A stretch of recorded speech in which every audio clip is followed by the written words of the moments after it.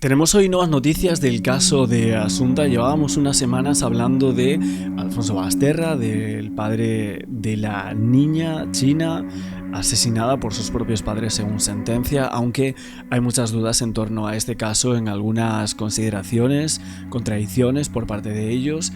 Y es que el caso tiene un giro en torno a que la Junta de Tratamiento de la cárcel ha negado el permiso de salida de esta prisión de Topas de Alfonso Basterra. Ha sido la Junta de Tratamiento la que en esta ocasión le ha negado nuevamente el permiso, una negativa que sabemos que se produce cuando estaba pendiente la resolución de un recurso judicial presentado por la Fiscalía, que obviamente se opone al beneficio penitenciario al asesino de Asunta. Es increíble porque no ha reconocido los hechos, no sé ni siquiera por qué esto estaba en consideración, cómo puede ser, porque no ha reconocido los hechos. Esta persona parece que en otra ocasión, o sea, en la otra cárcel había tenido también problemas por esto. Entonces decían, por otro lado, que él supuestamente trapicheaba en la otra prisión, que tuvo problemas de conducta, que acabó trabajando en una biblioteca y bueno, que se habían filtrado ciertas cosas de él en torno a la prisión que estaba en Galicia. Luego lo pasan a esta cárcel y desde que está en Salamanca pues está teniendo una buena conducta dentro de prisión, ¿no? Pero la Junta de Tratamiento del Centro Penitenciario de Topas pues ha vuelto a decir que no a esta concesión del primer permiso de salida a Alfonso Basterra, condenado a 18 años de cárcel por el crimen de su hija de 12 años de origen chino, que había aparecido en aquella cuneta de Teo, como todos nos acordamos, e incluso que se llega a pensar que pudo haber sido algo más que un crimen, que estaban haciendo cosas con la pequeña Asunta que no se pueden ni comentar, no se pueden ni decir, y que dejaron cabos sueltos de la investigación para no entrar en algunas cosas que creo que podrían ser consideradas como un caso extremo, podemos llegar a decir, ¿no?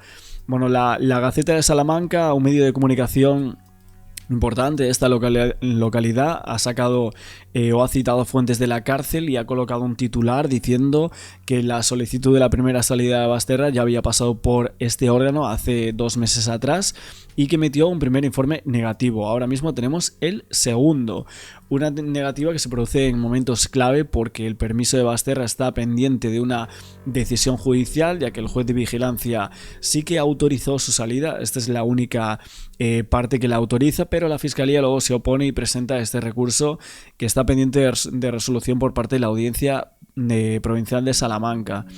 Es cierto que la Fiscalía sostiene que no existe evolución suficiente por parte de este preso, subraya aspectos como la gravedad del delito, o sea, en contra de una propia hija, la fase de cumplimiento de la condena, que serían las 3/4 partes previstas que son para 2027, o sea que aún quedaría un año entero.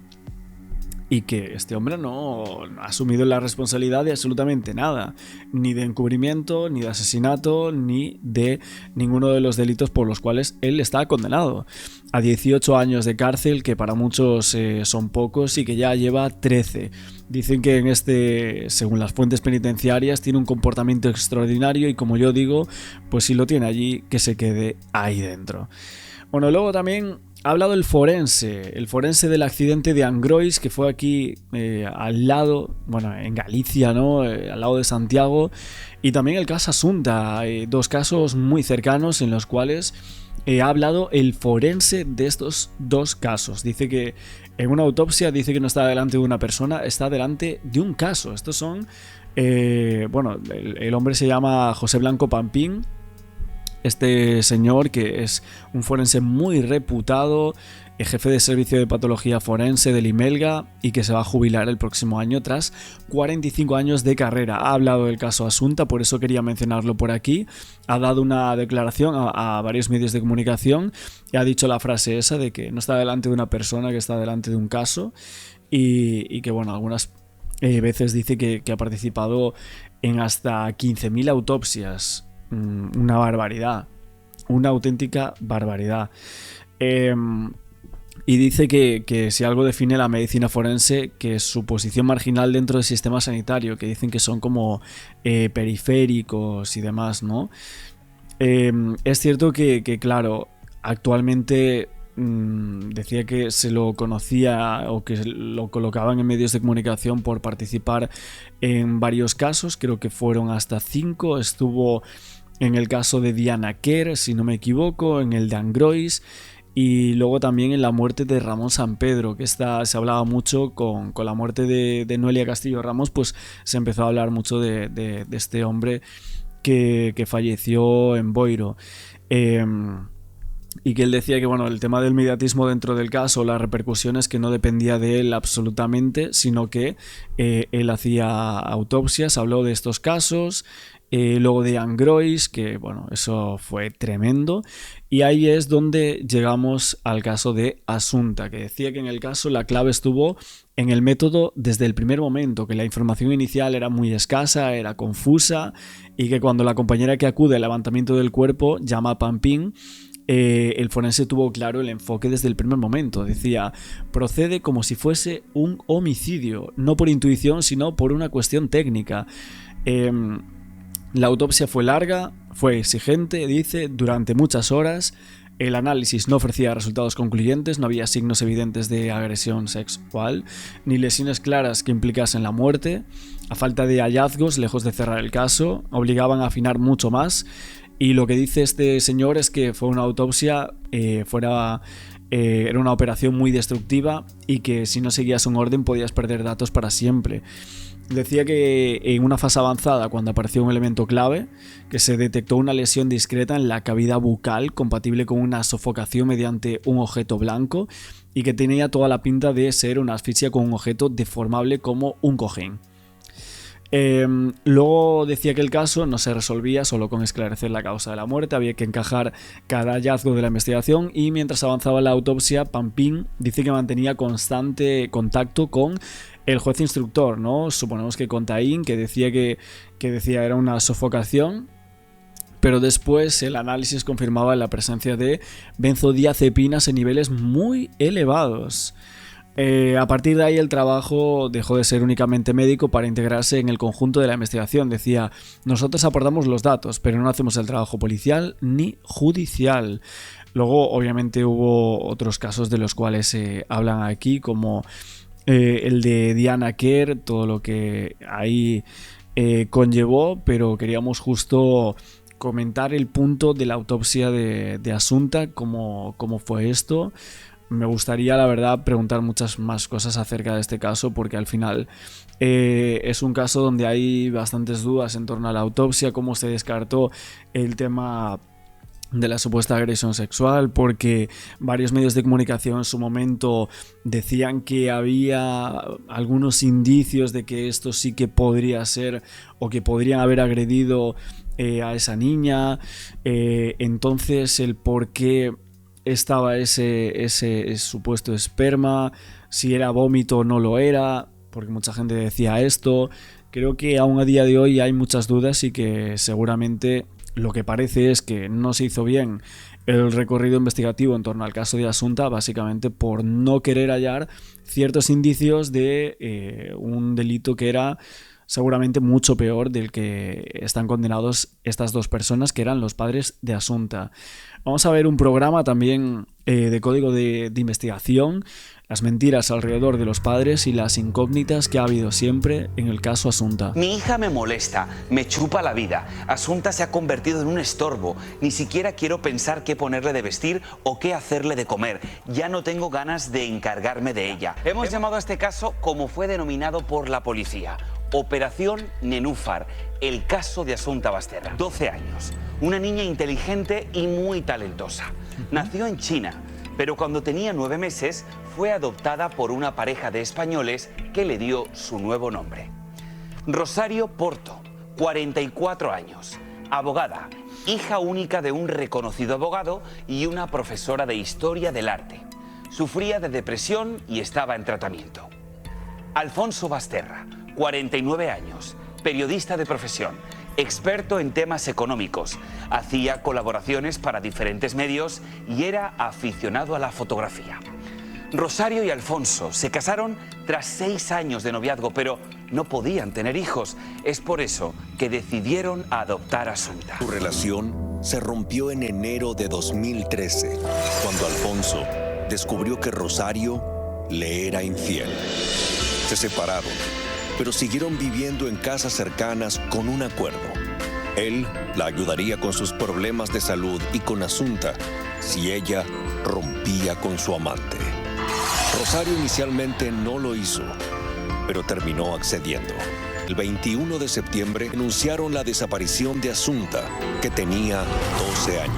Yo sinceramente creo que había algo más que los unía que simplemente esto de, bueno, es que tenía una relación extramatrimonial, que era infiel, que tal, y no solo la niña, sino había algo mucho peor detrás que unía a Alfonso Basterra y a Rosario Porto durante todo este tiempo.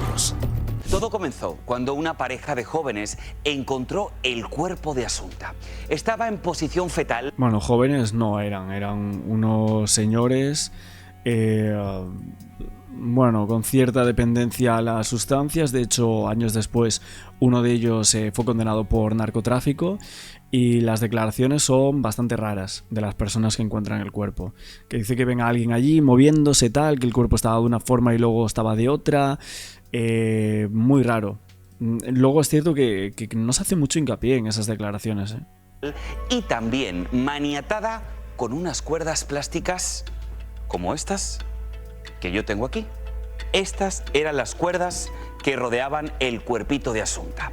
Había 3 trozos de esta misma cuerda y de inmediato la policía comenzó la investigación. Rosario dijo que cuando la niña desapareció, ella había ido a su casa de campo. Y como el cuerpo de Asunta se había encontrado cerca de esa casa, los investigadores pidieron a la pareja si podían ir con ellos a revisar esa propiedad. Así que a las 5:45 de la madrugada se dirigieron a ese lugar. Lo que pasó en ese registro cambió el giro de la investigación. Rosario rápidamente subió corriendo a la planta superior diciendo que le urgía usar el baño.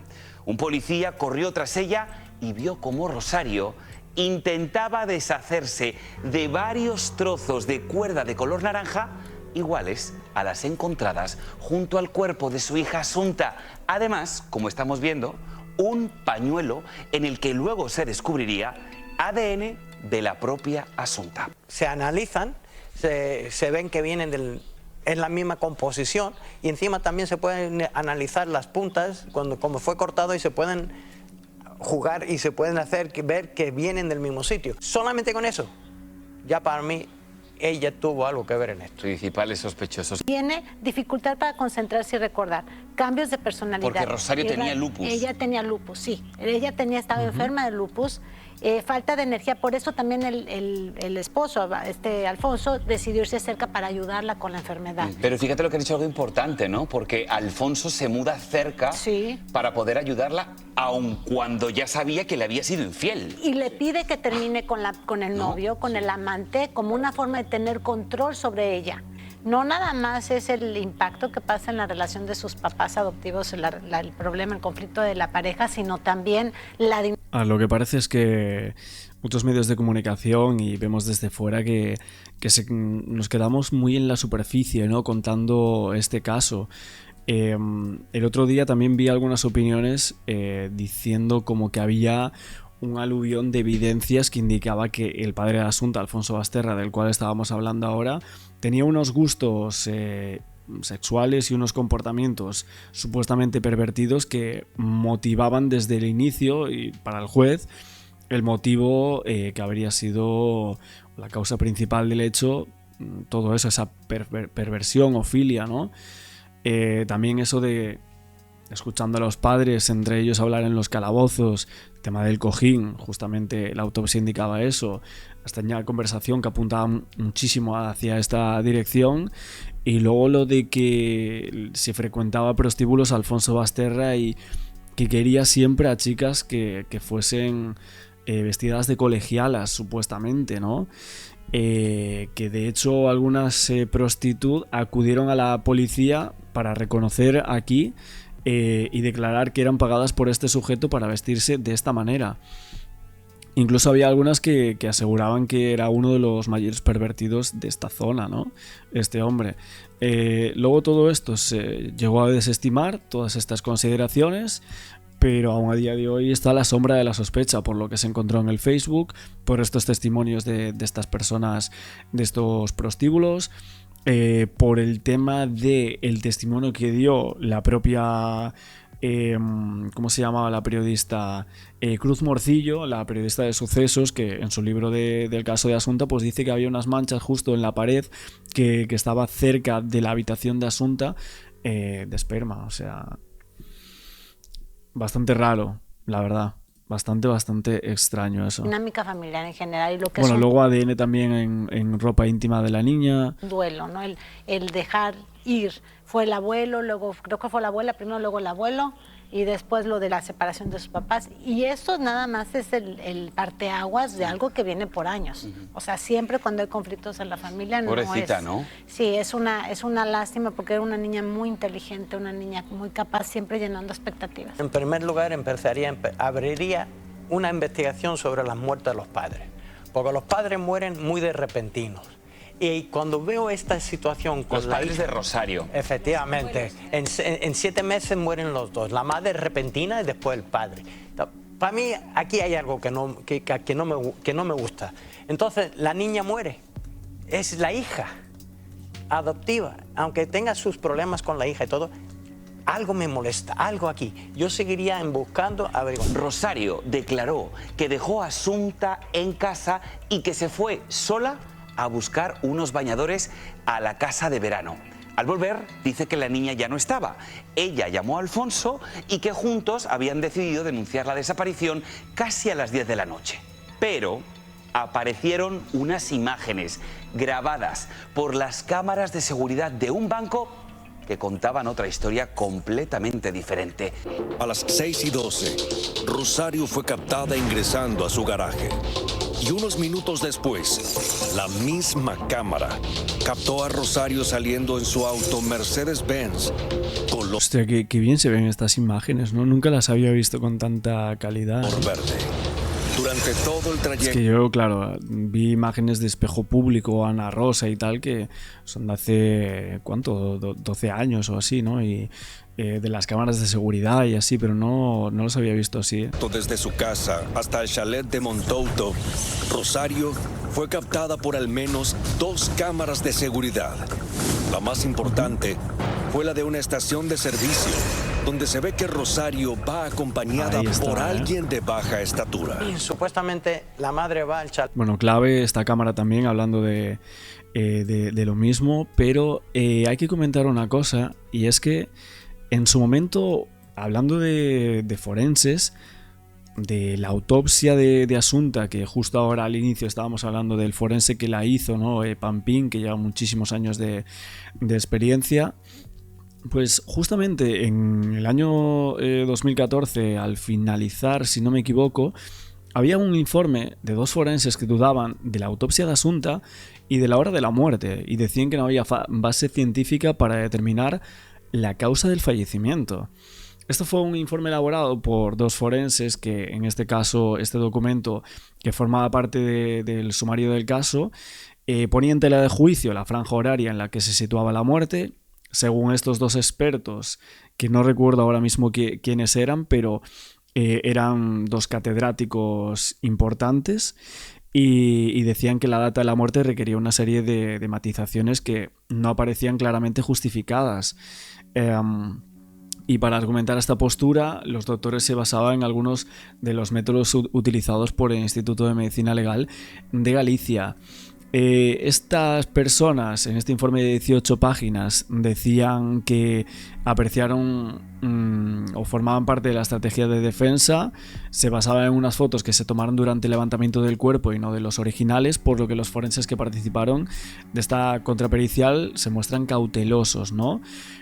Ahondaban en puntos débiles que podrían plantear, apuntaban a análisis histopatológicos.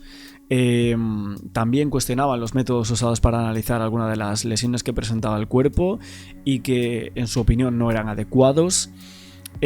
También es cierto que determinaran por parte del IMELGA que la niña se encontraba bajo efectos del lorazepam, una sustancia con importantes efectos sedantes, y como causa de la muerte, como antes decíamos, señalaban una comprensión sostenida sobre la boca y los orificios nasales ejercidas muy probablemente con un objeto blando, que podría ser un cojín.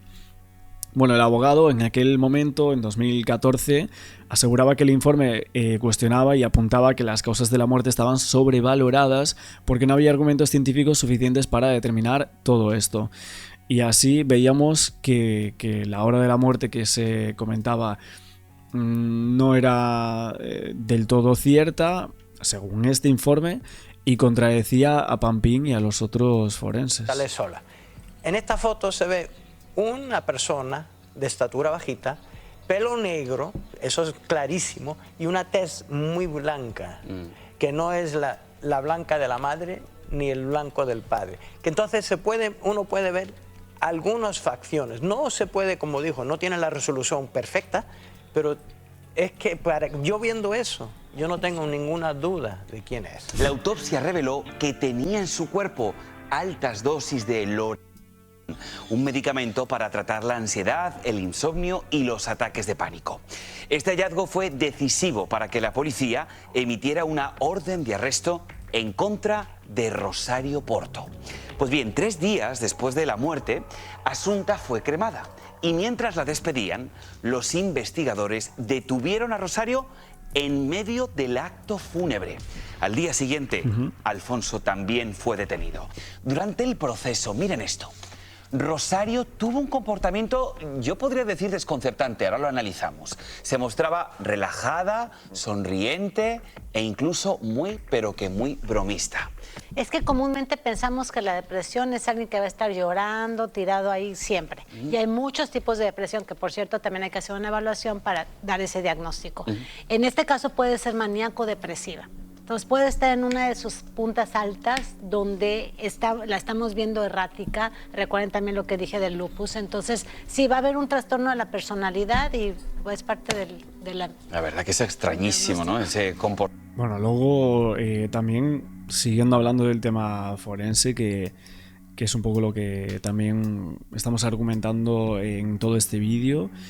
Es cierto que del laboratorio de la Policía Judicial de Coruña, de A Coruña, se aseguraba que en el acta de levantamiento del cuerpo de Asunta, tanto la forense como el propio juez, vieron que en la camiseta de la niña había restos biológicos. De hecho, los forenses, y esto es algo que yo siempre comento, que escriben en el informe que sería posiblemente esperma. La autopsia sí descarta la agresión sexual y esto es algo que tenemos que decir. Luego esto se contradice por otros informes. Aquí hubo algo raro en este caso y a mí siempre me lo ha parecido, porque es que vemos que esto es así.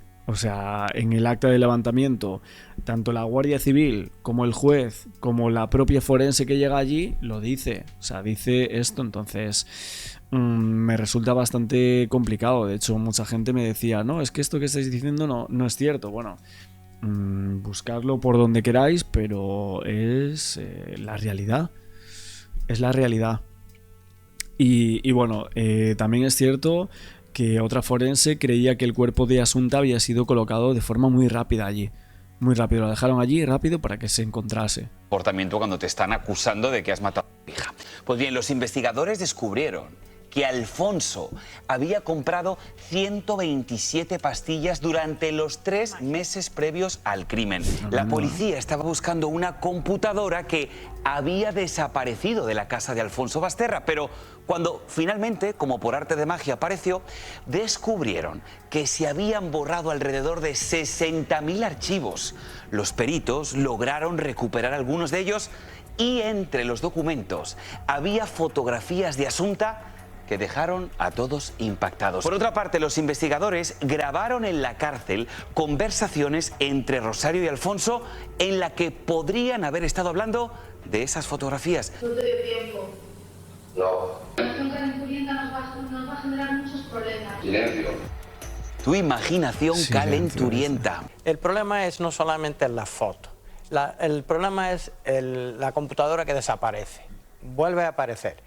y de pronto se encuentra que, ¿cuántos? 70,000, 80,000 archivos borrados.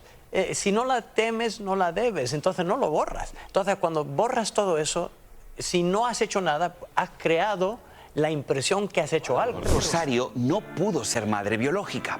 Los médicos le habían dicho que con su cuadro médico un embarazo sería demasiado riesgoso. Por eso se llevó a adoptar a Asunta.